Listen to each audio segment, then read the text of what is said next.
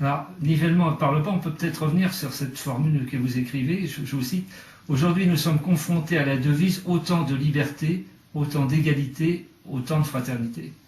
Alors oui, si on revient à la Révolution, je dirais que ça a été au fond une grosse tromperie, parce que le problème de la Révolution, quel est-il à la base? C'est que le pouvoir était détenu par la noblesse et l'économie était gérée par la bourgeoisie. Et la bourgeoisie, attendez, vous êtes bien gentils, ils ont dit, nous, ce qu'on veut, c'est l'argent et le pouvoir. Bon. Donc, résultat des courses, on sait comment se sont passés les premiers instants de la Révolution. Et là où je dis qu'il y a tromperie, c'est qu'il n'y avait que 3 États. Noblesse, clergé et tiers État. Mais en réalité, pour moi, il y en avait 4 États.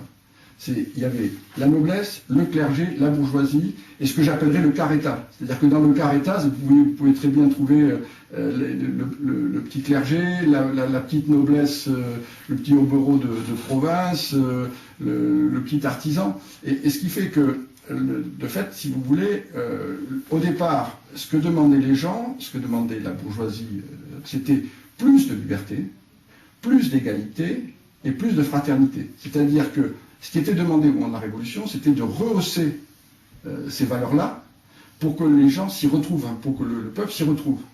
Aujourd'hui, on est dans une situation où c'est autant de liberté, autant d'égalité, autant de fraternité. Je ne veux pas que tu en aies plus que moi.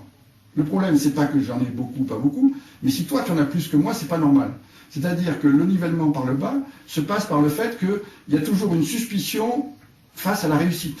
C'est-à-dire, si quelqu'un a réussi, on cherche toujours à trouver la faille. La faille, c'est ok, il a réussi, mais bon, il y a quelque chose qui pas net. C'est pas net, voilà. Mais le plus, je veux dire, c'est au fond, tant mieux, il a réussi. Le système lui a permis de réussir. Ça devrait être un exemple. Ça devrait être un exemple. Si la République est arrivée, c'est pour justement permettre à ce plus de liberté, plus d'égalité, plus de fraternité. Et aujourd'hui, on est dans un système où il est tellement verrouillé que les gens se disent, je ne sais pas ce que je vais récupérer, mais je veux pas être moins loti que les autres.